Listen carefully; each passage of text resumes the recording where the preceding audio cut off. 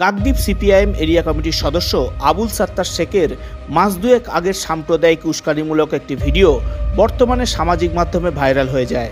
এই ভিডিও প্রকাশ্যে আসার পরই শুরু হয় তুমুল শোরগোল।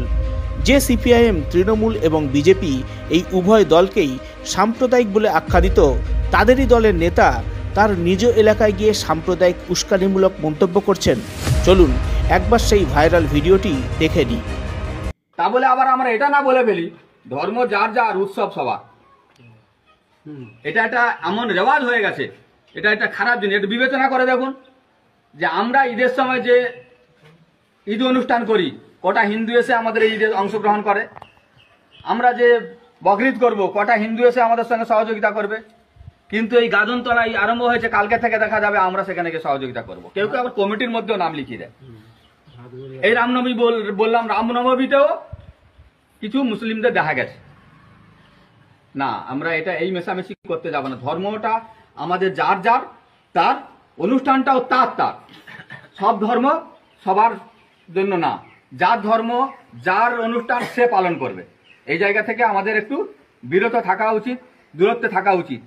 কারণ একটা সময় আমাদের মধ্যে চর্চা ছিল না, এই চর্চা থেকে অনেক দূরে ছিলাম। আমরা দেখেছি, আমরাও দেখেছি, আমরাও গাজনতলায় গেছি, আমরাও যাত্রার তলায় গেছি।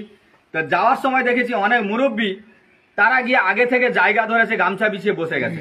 সেই গাজনের দড়ি দিয়ে ঘিরে রাখতো, অভিজ্ঞতা আছে তো, দড়ি দিয়ে ঘিরে থাকতো। তার মধ্যে হতো দড়ির কাছে বসবে, তার সম্পূর্ণ পা থেকে মাথা পর্যন্ত তার সেই প্লেয়ারকে দেখতে পাবে এবং প্লেয়ারের অভিনয় দেখতে পাবে, এই জন্য বসে থাকতো। এখন যা হয়েছে, এই মাদ্রাসায় যে ছোট বাচ্চা, আমরা সবাইকে আটকে রাখতে না পারলেও একটা অংশই কিন্তু আটকে রাখতে পেরেছি, এটা ভালো লক্ষণ। এটা হলো কেন?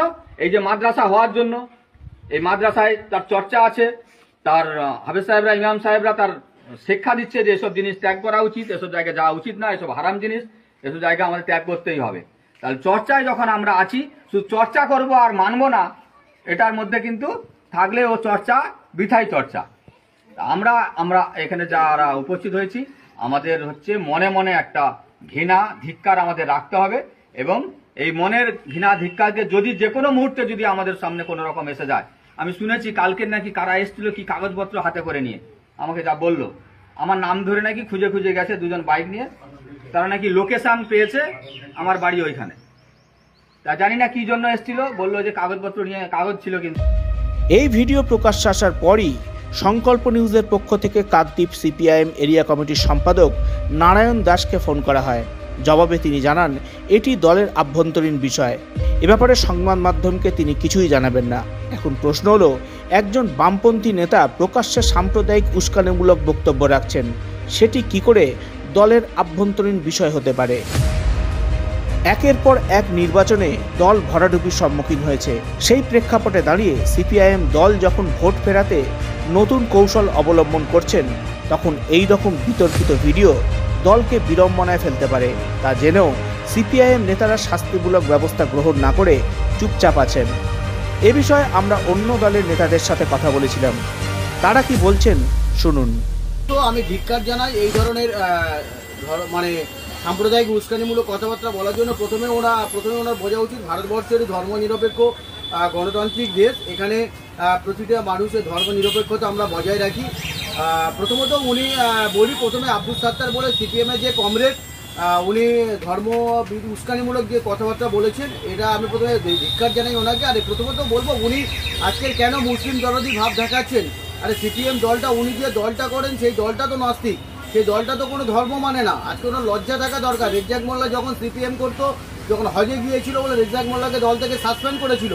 প্রাক্তন সিপিএমের ক্রীড়ামন্ত্রী সুভাষ চক্রবর্তী কালীঘাটে পুজো দিয়েছিল বলে তাকে সিপিএম সাসপেন্ড করেছিল। আরে বাবা, ওনার দল তোই ধর্ম মানে না, উনি কি মুসলিম ধর্ম নিয়ে কথা বলবেন? কি ধর্ম নিরপেক্ষতা নিয়ে, ধর্ম নিয়ে পীড়িত দেখাতে চলেছেন? ওনার দলই তো নাস্তিক দল, সিপিএম দল তো মানে নাস্তিক দল, কোনো ধর্ম মানে না। উনি আবার কিসের ধর্মপীড়িতের কথা বলছেন? না, প্রথমত বলি, এখানে হিন্দু মুসলিম কোনো বিভেদ নয়। সিপিএম দলটা পুরো জিরো হয়ে গেছে, কোনো রকম রাজনৈতিক নির্বাচনে জিততে পারছে না, তাই মানসিক ভারসাম্যহীন হয়ে গেছে। আমি ধিক্কার জানাই ওনাকে। আমরা বলি এটা সম্প্রীতির বাংলায় হিন্দু, মুসলমান, খ্রিস্টান, জৈন আমরা একসাথে যেভাবে চলছি, বাংলার মমতা বন্দ্যোপাধ্যায়ের নেতৃত্বে শান্তিতে আমরা আছি। এই ধরনের সিপিএমের যারা নেতারা ধর্ম নিয়ে উস্কানিমূলক কথাবার্তা বলছে, তাদেরকে আমরা ধিক্কার জানাই। সবাই সমর্থন করি না, এবং এটাকে বলা হয় পোচিং অ্যাপ্রোচমেন্ট।